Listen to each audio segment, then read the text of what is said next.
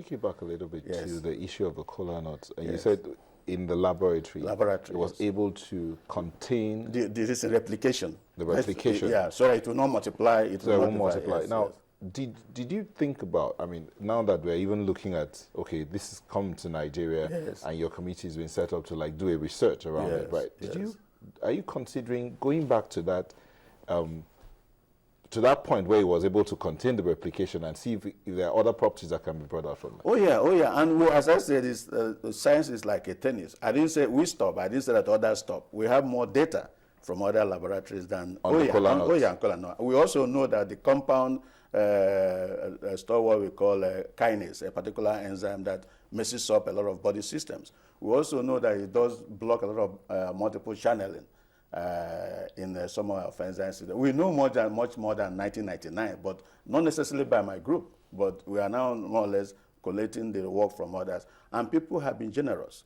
We have talked to our colleagues in America.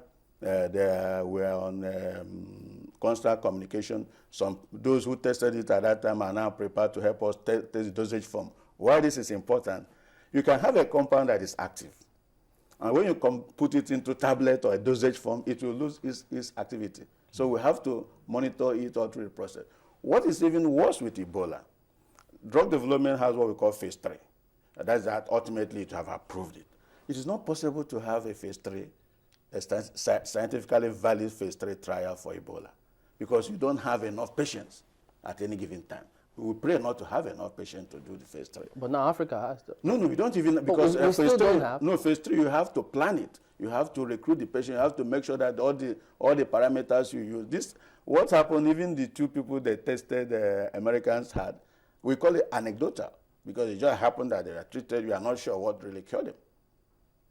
So even the drugs that they use is not. It's not. You cannot now say because Americans use those 2. Why don't you? As people were asking the government, why can't America give us? They were very stupid to give us such a product. But they gave Liberia and some other countries. Yeah, if so people want to, because the WHO has now more or less opened it up. But imagine if at that time they have brought this drug in Nigeria and those people died.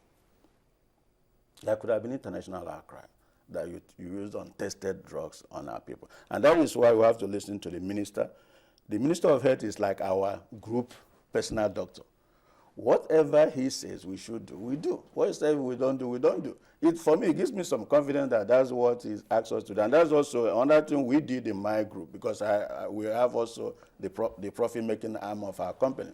One of the things we also did was quickly bring out, instead of the sanitizers that people are buying at very, very, very enormous cost, we now brought out a cheaper version of a product we already have on the market, which we call NCP.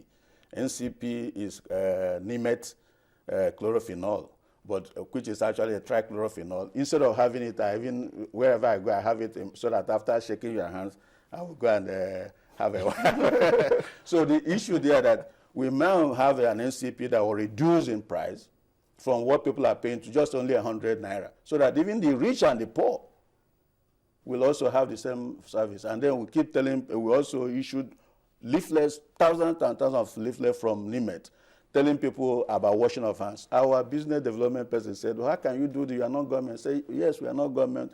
We are not just a business. We are a professional practice. And that is what we are doing. But, sorry, how far away Yes. or close are we to discovering a cure for EVD? I think what happened, we're also learning a lot from what happened in Kikwit.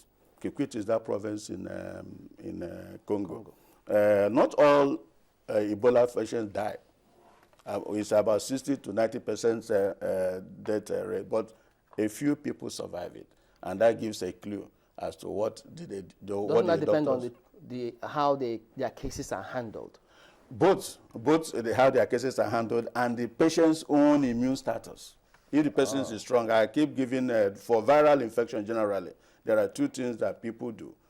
I keep giving the analogy with going to, if an armed robber unfortunately comes to a house, and there are 2 things. Either you now want to match gun for gun with the armed robber, call police or something, or you can fortify your home and the personal defense system. So both will work in tandem. And I think that's what the Nigerian government is doing. And with time, I think we'll be able to have an agreed protocol that will be able to do this. We are not helpless, or as helpless as people are making it look like. Let all these foreigners come and help us. Please come and help us before we die. We have very able scientists looking up in the future. We have able doctors who are treating our patients. We have a system that seems to be working. The containment is really fantastic. The WHO praised us. Some United Nations agencies praised us. The fact that Nigeria is doing what it's doing. The TRG, we are working, but not working openly because we are an advisory body to the minister. All our recommendations goes to the minister. He's the doctor. He will now know which ones he considers good enough to be used for the treatment of Nigeria and which ones he will not use. So we are not physicians. There are 2 persons in the committee who are physicians, but so they have to make so that kind of determination. It is his call. The news that 4 more victims have been discharged. Yes. I mean, it's something a lot of people, indeed the whole country is rejoicing over. Yes. Can you give us an insight into exactly how they were managed? Is it possible? No, it's not possible. First of all, I don't know how they were managed. I'm not a doctor.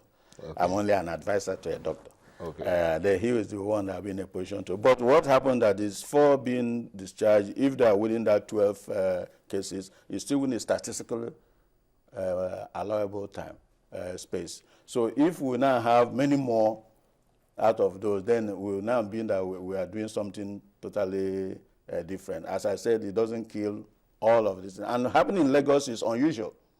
The Ebola cases I've read so far have been in rural areas where there have been unfortunate interaction between man and animal. But in Lagos, because of the accident that happened, this is not a kind of play. And it could have been horrible for it to happen in such a populated city. But both Lagos state government, the hospital, particularly that hospital, and then the federal government, the proactivity in having this concentric circle strategy where if you are at the epicenter, they quarantine you, then they look at those who you have had contact with, they look at those who have had contact with those who have had contact with you, and by the time they have this loop of concentric circle approach, everything looks solid. And the whole issue that the panic that happened in Nigeria was not unusual. It also happened elsewhere. When you read the literature, then it makes sense. You may say that, frankly, what we are doing is the fact that I made the issue about that for us in the sciences, what is most uppermost in the whole thing is that you check with evidence.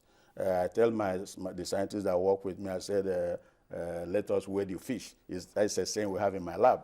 Let us weigh the fish means that if somebody tells you, no matter how incredible the story is, don't dismiss it. You go and check it out. The let us weigh the fish is a saying from an European noble who told scientists, a philosopher who were having a meeting, said, why is it that dead fish weigh more than living ones? And everybody said, why? What's that? I would never thought about that. But nobody bothered to go and weigh the fish to know whether dead fish actually weighs more than living ones. But they were so scared about that's the issue about Prt2 and Ebola and antiviral properties. It is a known antiviral agent in vitro in the test tube. It is a known immune booster. It has been used by man over centuries. So it is ethnomedicine, that it was started from ethnic use and then vied into experimental medicine. So until you disprove that it is not active, you should just keep your mouth shut. Well,